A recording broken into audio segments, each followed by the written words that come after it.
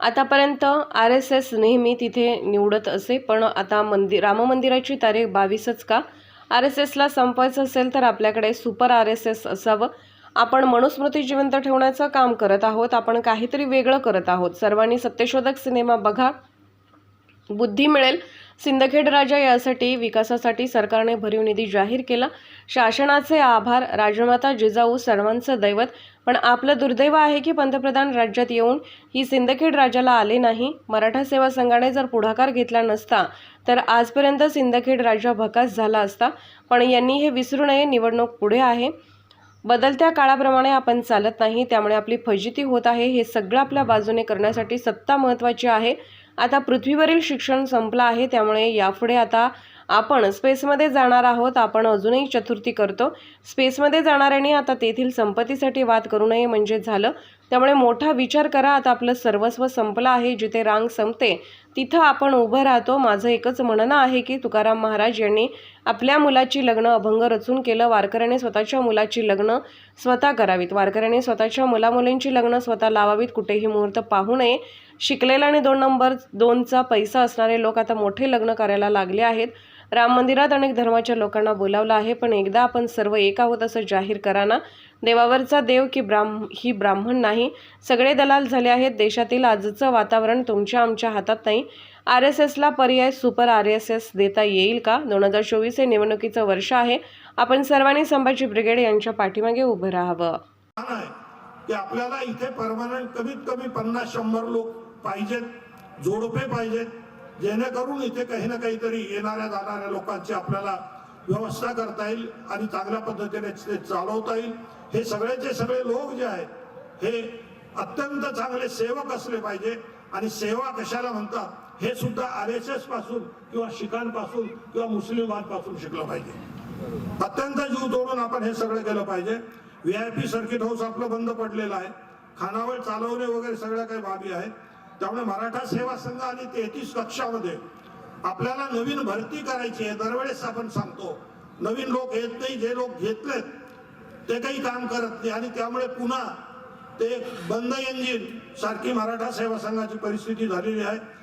कोणतीही संस्था पुढे जायची असेल तर मनुष्यबळ, अर्थबळ आणि नेटवर्कची गरज आहे. ते आपलं जे आहे ते खिळखिळं झालेलं आहे आणि नवीन मजबूत होऊन आपण पुढे जात नाही. आमच्या प्रत्येकाच्या काही मर्यादा असतील, पण आपण सर्वांनी जमेल तशा पद्धतीने जे आलेले आहेत त्यांनी, आलेले नसतील त्यांच्यापर्यंत हा निरोप पोहोचून का होईना आपल्याला काहीतरी करावं लागेल. आणि गावागावात, घराघरात, प्रत्येकाच्या मेंदूवर मराठा सेवा संघाचं हे काम आपल्याला सांगावं लागणार आहे. संभाजी ब्रिगेडमध्ये, जिजाऊ ब्रिगेडमध्ये सगळीकडे तुम्ही सामील व्हा आणि महत्वाचं धार्मिक असेल, जाती असेल, हे ऐक्य वाढवण्यासाठी जे मराठा सेवा संघाचं काम आहे ते पुन्हा पुनरुज्जीवित करण्याची गरज आहे. मराठा सेवा संघाचं नव्हे तर बहुजन समाजातल्या सर्वच परिवर्तनवादी चळवळी ज्या आहेत ह्या अत्यंत शिथिल झालेल्या आहेत, थंडगार झाले. खूप काही वेगळं ते बोललेत आणि सांगितलं अशातला काही भाग नाही. आज आपल्याकडे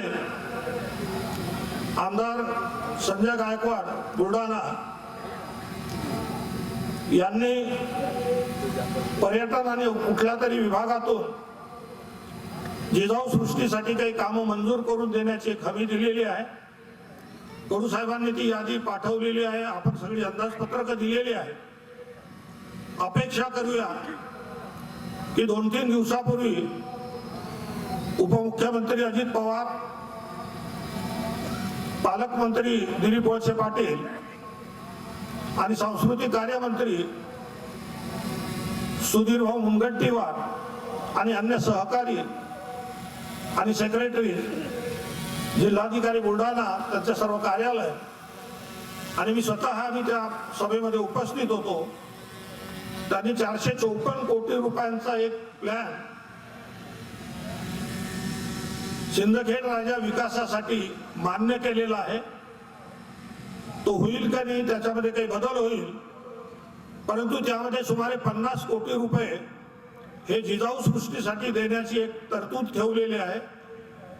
मी महाराष्ट्र शासनाचे आभार मानून अभिनंदन करतो. नगर परिषद सिंदखेड राजा आणि त्यांचे सर्व नगरपंचायत यांचे आभार मानतो. की अनेक वर्षानंतर काही मतभेद निर्माण झाले होते की सिंदखेड राजा आणि जिजाऊ सृष्टीचा काही संबंध नाही, त्यामुळे शासनापासून ते ग्रामपंचायत किंवा नगरपंचायत यांनी आज मान्यता दिलेली आहे. तो पुरोहितशाही वाढवण्यावर आहे की तिथे जर आम्हाला तुम्हाला समनागरी विगरी काय आणायचं असेल ते आणायचं, आपण फक्त प्रश्न विचारून चालणार नाही, तर आम्हाला सत्तेत यावं लागेल. आणि हे सत्तेत येण्यासाठी 12 जानेवारी हा जसा जिजाऊ जन्मोत्सव आहे तसा 12 जानेवारी विवेकानंदाचाही जन्मोत्सव आहे. विवेकानंद नंतरचे जिजाऊ अगोदरच्या जिजाऊ शिवरायांच्या बद्दल अनेक इतिहासकारांनी आणि अलीकडच्या काळात अनेक चांगले चांगले उद्गार काढले गेलेत. काशी की कला जाती, अलीकडच्या काळात सांगितले जिजाऊ तुम्ही नसता तर नसते दिसले मंदिराचे कळस. स्वामी विवेकानंदांनी शिकागोमध्ये जाऊन जे काही सांगितलेलं आहे ते आज आपण जे सांगतो मराठा सेवा संघात हे सांगितलेलं आहे, परंतु आपण झोपा काढतो. संविधान संविधान संविधान वाचवा बोंबलतो आणि 24 तास मनुस्मृतीच्या विरुद्ध बोलत राहतो आणि मनुस्मृती जिवंत ठेवतो. हे सगळं जर आपल्याला पुढे न्यायचं असेल, करायचं असेल, तर पहिल्यांदा आपल्याला प्रत्येकाला एक चांगल्या पद्धतीने स्वतःची काही ना काहीतरी तयारी करणं गरजेचं आहे. अन्यथा अत्यंत कठीण आहे असं माझं स्वतःचं मत आहे. अनेक वेगवेगळ्या पद्धतीने काही ना काही प्रयत्न चालू आहेत. मागच्या 3-4 दिवसापूर्वी आम्ही सत्यशोधक नावाचा एक मराठी सिनेमा आला, तो पाहून आलो.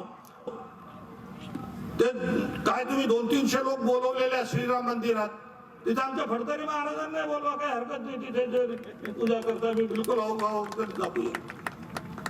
या देवावरचा देव एकही देव ब्राह्मण नाही. हे सगळेचे सगळे दलाल तिथे घुसलेले आहेत. या सगळ्या बाबी यापूर्वी आपल्याला सगळ्यांना सांगितलेल्या आहेत, तरी हे काही होत नाही. त्याचं कारण असं आहे की आपण पाहिजे त्या प्रमाणामध्ये अजूनही जागरूक नाही. आपली बरीचशी कामं झालेली आहेत, आपल्याला कामापुरतं आपण पुढे आलेलो आहोत. मी आज 75 वर्षाचा झालो. माझ्याबरोबरचे काम करणारे लोक कमी अधिक प्रमाणे त्याच प्रकारात आहोत. हे सगळं खरं असलं तरी आमच्या काम करणाऱ्या 90% लोकांच्या घरामधले मुलं मुली यांना ना मराठा सेवा संघ माहित आहे, ना 33 कक्ष माहित आहे. नवीन कोणी आलेला नाही. जिकडे गेल्यानंतर कदाचित ही गर्दी न येण्याचं काही कारण म्हणजे वास्तविक एवढी सगळी सोय दिसली. याचा अर्थ एक आहे की आपल्याला ते गरिबी दरिद्री बरी असते. सगळे लोक येतात, खालून ढुंगणाला ते खडे टोचतात तरी चुपचाप बसतात आणि एवढे आलेशान कदाचित आपल्याला सवय नाही की काय असं मला वाटतं. त्यामुळे पुढच्या वर्षी पुन्हा एकदा कुठे गेला सचिन वगैरे सगळ्यांनी आपल्याला पुन्हा एकदा कदाचित ह्या चटया टाकण्याची वेळ येते की काय अशी परिस्थिती निर्माण झालेली आहे. म्हणून या परिस्थितीमध्ये सांगायचा मुद्दा हाच आहे की ज्या पद्धतीने सगळ्यांनी सांगितलेलं आहे, सध्या देशातलं वातावरण तुमच्या आमच्या आवाक्या बाहेरचं गेलेलं आहे. किती बोंबललो, किती असलेले काही प्रश्न केले तरी काही होऊ शकणार नाही. म्हणून येणाऱ्या निवडणुका ह्या ईव्हीएम वर न होता बॅलेट पेपरवर झाल्या पाहिजे ही सुद्धा आपली भूमिका संभाजी ब्रिगेडची आहे. परंतु जर बॅलेट पेपरवर हे घेत नसतील तर तुम्हाला बॅलेट पेपरवर निवडणुका घेता येतात. ते कसं? ईव्हीएम मशीन मध्ये 16च बटन असतात एका मशीन मध्ये, आणि आता इंटरलिंकिंग करून करून फक्त 24 मशीन इंटरलिंक करता येतात. म्हणजे 24 गुणिले 16 356 उमेदवार, 356 उमेदवारासाठी फक्त इंटरलिंकिंग करता येते. जर आपल्याला भूमिका घ्यायची असेल की ईव्हीएम बंद पडायचं, तर या आलेल्या माझ्या या विचारधारेच्या सर्व लोकांना एवढंच मी आवाहन करतो, जर हे बंद करायचं असेल तर संबंध महाराष्ट्रामध्ये एक लोक जागर आणि प्रबोधनाचं काम आपल्याला करावं लागणार आहे. की ईव्हीएम कसं बंद करायचं, तर जास्तीत जास्त लोक म्हणजे 500 ते 700 लोक, 1000 लोक एका लोकसभा एका विधानसभा क्षेत्रामध्ये तुम्हाला उभावे करावे लागते. आणि वेगवेगळ्या बहुजन समाजाला एकत्र करण्याचं काम आपण केलेलं आहे. आणि म्हणून महाराष्ट्रामध्ये मराठा आणि ओबीसी मध्ये वाद निर्माण झाला नाही. आणि हे चालू असताना या सरकारनं काय केलं? एकीकडे मराठ्यांचे आंदोलन चालू, ओबीसी मेळावे घ्यायला भाग पडलं, आणि दुसरीकडे विधान भवनामध्ये वेगवेगळे निर्णय घेण्यात आले. शिक्षण खाजगीकरण केलंय, शाळांचं खाजगीकरणाचा निर्णय घेतला, सरकारी दवाखान्यांचा खाजगीकरणाचा निर्णय घेतला. अरे जे निर्णय ज्या शासनाला गरज आहे की मूलभूत अधिकार आहेत शिक्षण, दवा आणि हेल्थचे, दवाखान्याचे, ते अधिकार आमचे काढून घेण्याचं मोठं षडयंत्र या आंदोलनाच्या माध्यमातून यांनी हे रचलं. शिवाजी महाराजांचं दर्शन घेता येईल आणि त्यांच्या इतिहासाचं सुद्धा दर्शन घेता येईल, परंतु यांनी ऐकलं नाही. आणखीन तसंच गाजर आपल्याला आता या निवडणुकीमध्ये दाखवणार की शिवस्मारक आम्ही करणार. राम मंदिराचा आनंद, आभार मानतो मी, राम मंदिर झालं ठीक आहे, राम आपले होते, परंतु राम मंदिर जर एवढ्या ताकदीनं होऊ शकते तर मग ज्या छत्रपती शिवाजी महाराज का आशीर्वाद चलो चले म्हणता आणि मग त्या छत्रपती शिवाजी महाराजांचं शिवस्मारक करायला तुम्ही का मागत होता, हा सवाल संभाजी ब्रिगेडचा या अनुषंगाने आहे. कोणी त्यांचे लोक असतील तर त्यांनी हा प्रश्न तिथं मांडावा, एवढं या प्रसंगी मी संभाजी ब्रिगेडच्या माध्यमातून आवाहन करतो.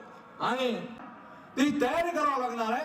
आपल्या हातात जर काही नसेल तर आपल्याला ते आपल्या पदरात कसं पाडून घ्यायचं हे मराठा सेवा संघाने आपल्याला शिकवलेलं आहे आणि ते करायचं काम आपल्याला या माध्यमातून करावं लागणार आहे. म्हणून माझ्या भावानो, प्रचंड मोठे काम संभाजी ब्रिगेडच्या माध्यमातून आपण करतो, मराठा सेवा संघाच्या माध्यमातून करतो. शेतकऱ्याचे प्रश्न आहेत तसेच आहेत, अनेक प्रश्न आहेत. माझ्या ताईनं जिजाऊ ब्रिगेडच्या अध्यक्षाने विषय घेतला होता, त्या मणिपूरचा विषय घेतला होता, असे मणिपूरचा विषय. परंतु ताई, कोपर्डीचा विषय 2016ला झालेला आहे, आजपर्यंत कोपर्डीचा न्याय लागलेला नाही. असे अनेक विषय आहेत, त्या वेळेस आंदोलन होतात आणि ते आंदोलन विरून जातात, परंतु त्या गोष्टीला न्याय मिळत नाही. कोपर्डीचा न्याय तर फास्ट कोर्टामध्ये घेणार होतं आणि फास्ट कोर्ट जर 7-7, 8-8 वर्ष जर न्याय देत नसेल तर मग फास्ट कोर्ट कोणता आहे, हा एक विचार आपल्याला करावा लागणार आहे.